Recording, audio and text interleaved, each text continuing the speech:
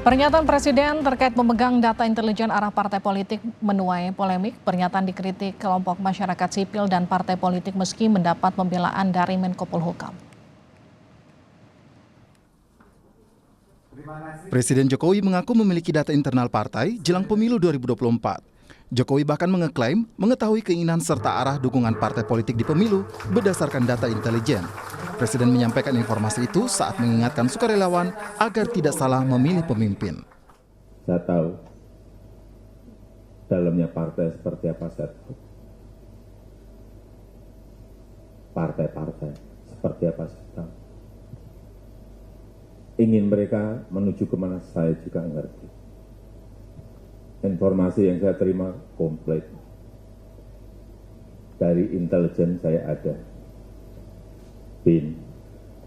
Dari intelijen di Polri ada BIK. Dari intelijen di TNI saya punya BAIS. Dan informasi-informasi di luar itu. Angka, data, survei, semuanya ada. Saya pegang semua, dan itu hanya miliknya Presiden.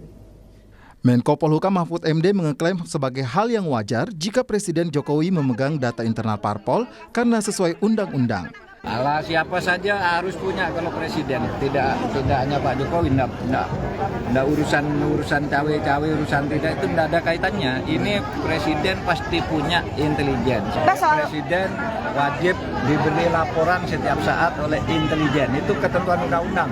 Apa gunanya ada intelijen kalau tidak boleh lapor ke presiden? Bahkan menurut undang-undang itu IBN bertanggung jawab langsung kepada presiden. Meski menilai wajar jika Presiden memegang data intelijen parpol, tetapi PKB mengingatkan data intelijen itu tidak disalahgunakan oleh pemerintah, terutama di pemilu. Ya, disampaikan di mana saja terserah, asal untuk kepentingan bangsa dan negara.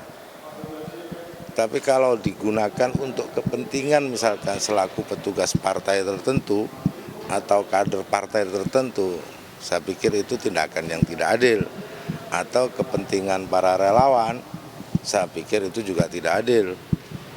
Jadi saya yakin Pak Presiden akan bersikap adil terhadap informasi yang diterima. Ketua Perhimpunan Bantuan Hukum dan HAM atau PBHI Julius Ibrani menilai Jokowi yang mengetahui data intelijen parpol berpotensi melanggar hukum. PBHI menilai partai politik bukanlah objek pemantauan intelijen karena tidak berkaitan dengan keamanan negara. Jabatan presiden itu tidak bisa kemudian serta-merta menggunakan instansi negara, instansi intelijen negara untuk keperluan di luar undang-undang karena presiden adalah eksekutor, pelaksana undang-undang. Nah, kalau kita bicara dengan intelijen, bicara tentang intelijen, maka ada Undang-Undang Intelijen Negara nomor 17 tahun 2011 yang tegas menyatakan bahwa partai politik bukan objek.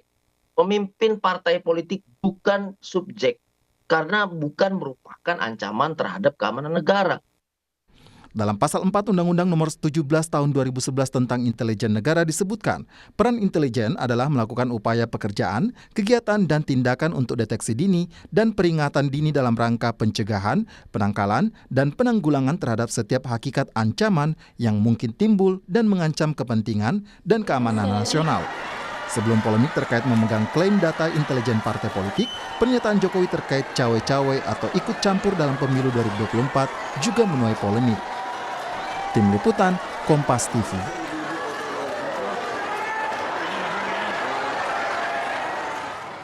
Pernyataan Jokowi di depan sukarelawan mengklaim memiliki data intelijen terkait partai politik. Apakah hal yang wajar atau berbahaya? Kita bahas bersama tenaga ahli utama KSP, Johannes Joko. Bergabung juga Direktur Eksekutif Amnesty International Indonesia, Usman Hamid. Selamat malam, Bang Usman. Selamat malam juga, Bang Johannes. Selamat malam, Mbak Livi. Selamat malam, Pak Usman. Sehat selalu semua. Selamat malam. Saya ke Bang Yohanes dulu. Jadi maksudnya Pak Jokowi menyampaikan itu ke depan relawannya memiliki data pantauan intelijen negara dari BAIS, dari BIN terkait partai politik itu apa, Mas? Ya, kita harus melihat ini, Mbak, secara utuh, Mbak, pidatonya Bapak Presiden begitu. Kalau kita cuma melihat pidato yang hanya 2 menit, sementara beliau berpidato menyampaikan pesan itu hampir 24 menit gitu. Nah, ini yang mungkin harus dilihat secara utuh. Karena apa yang disampaikan oleh Bapak Presiden itu sebenarnya ada satu konteks yang besar begitu, Mbak. Konteks pertama tentang bagaimana beliau mendapatkan kepercayaan dan bagaimana akhirnya kepercayaan itu diberikan kepada diproyeksikan dalam memimpin bangsa ini sehingga bangsa ini hari ini memiliki kepercayaan. Kemudian bagaimana bicara tentang hilirisasi dan ketika pada ujungnya kita harus melihat konteks bagaimana bangsa ini berada dalam dua situasi. Pada saat situasi yang pertama kita memiliki kesempatan untuk lompat, tetapi pada saat bersamaan juga kita punya agenda konstitusi, yaitu pelaksanaan pemilu 2024 di mana kepemimpinan nasional itu menjadi kata kuncinya gitu, Mbak.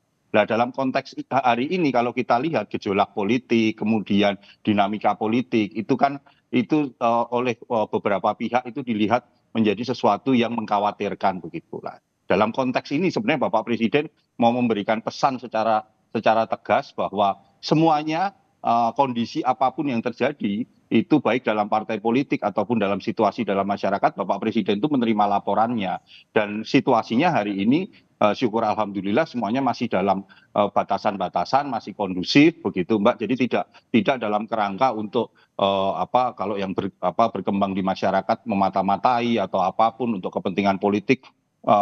Kami rasa tidak seperti itu begitu, Mbak. Oke, Bang Usman, Anda juga menerjemahkan hal yang sama dari pernyataan Pak Jokowi atau sebaliknya? Ini adalah pernyataan yang offside dari Presiden? Ya, kalau mau menggunakan istilah offside, saya kira itu benar. Ya. Jadi fungsi-fungsi intelijen itu kan untuk melakukan deteksi dini dan peringatan dini untuk mencegah terjadinya pendadakan strategis. Gitu ya. Misalnya ancaman-ancaman yang sifat mengancam keamanan nasional.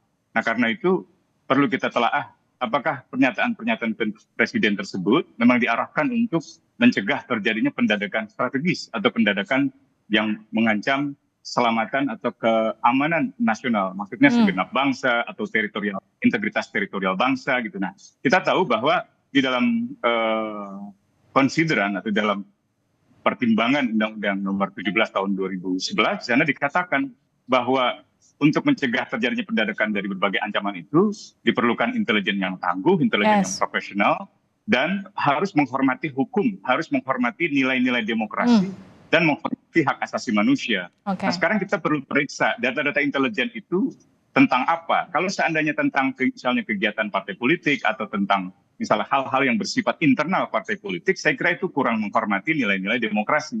Apalagi kalau sampai misalnya berupa data-data pribadi dari para petinggi partai politik yang katakanlah dalam menjelang pemilu 2024 ini berbeda pandangan dengan Presiden. Dan kita tahu dalam beberapa bulan terakhir Presiden cenderung mendukung salah satu calon presiden, ditambah lagi dengan anak presiden yang juga digadang-gadang untuk menjadi salah satu pasangan dari calon presiden yang didukung oleh Presiden Joko Widodo. Nah, sampai di situ politisasi jadi sulit untuk dihindarkan. Nah, ini yang saya kira kita tidak inginkan. Dan kalau bicara ancaman keamanan nasional, sebenarnya bukan bicara hal-hal yang sifatnya internal dari partai politik. Mas Usman?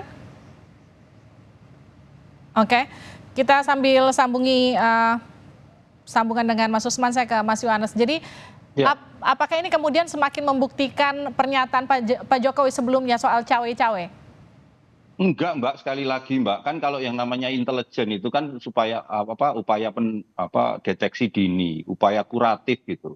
Kalau tadi semua bilang bahwa apakah partai politik itu menjadi ancaman keamanan nasional, saya ingin tegaskan, Mbak, bahwa seluruh unsur kehidupan berbangsa dan bernegara, bukan hanya partai politik, semua sendi-sendi kehidupan itu sebenarnya sejatinya memiliki potensi untuk menjadi ancaman keamanan nasional. Saya berikan satu contoh. Ketika pandemi COVID-19, apakah kalau kita menggunakan parameter keamanan nasional, apakah sebuah perusahaan kesehatan itu mengancam keamanan nasional? Kalau memang seperti itu, bahwa memang dalam situasi pandemi COVID, kalau itu tidak termonitor dengan baik, ketika kemarin kita mengambil langkah-langkah pencegahan, maka itu bisa menjadi ancaman keamanan nasional, COVID tidak terkendali. Jadi sebenarnya, Mbak, kalau kita mau melihat sebenarnya ini kan sesuatu yang wajar. Justru malah Bapak Presiden menyampaikan ke publik itu menurut saya itu menjadi sesuatu hal yang ya Bapak Presiden terbuka bahwa beliau punya data-data seperti itu begitu, Mbak. Ini kan yang harus dilihat bahwa kalaupun kita melihat ancaman terhadap partai politik, mari kita melihat lebih kita balik begitu, Mbak. Ini kan sebenarnya upaya deteksi agar bagaimana partai politik itu justru malah tidak dirusak. Partai politik kita menjaga demokrasi kita terhadap kemungkinan adanya ancaman-ancaman ketika pemilu 2024 ini menjadi salah satu momentum strategis terhadap situasi Indonesia dalam melompat ke depannya. Kalau momentum ini tidak digunakan dan tidak diantisipasi terhadap berbagai ancaman-ancaman yang mungkin timbul, bahkan ancaman dari pihak asing, maka ini akan berbahaya sekali begitu, Mbak, dalam kita melihat konteks pemilu 2024. Ini yang sebenarnya pesan yang ingin disampaikan Bapak Presiden menurut saya adalah ya bahwa kondisinya hari ini, situasinya semua itu masyarakat tenang saja, situasinya terkendali, Bapak Presiden mengetahui bagaimana dinamika-dinamika yang ada di partai politik, dan semuanya itu masih dalam koridor demokrasi. Oke, Mas Usman, Anda sependapat dengan pernyataan ini? Saya kira kalau contohnya COVID itu kurang tepat. Justru dalam kasus Presiden tidak ada urusannya dengan keselamatan manusia. Dalam kasus COVID jelas sekali ada banyak orang yang meninggal dunia, ratusan, ribuan, bahkan puluhan ribu.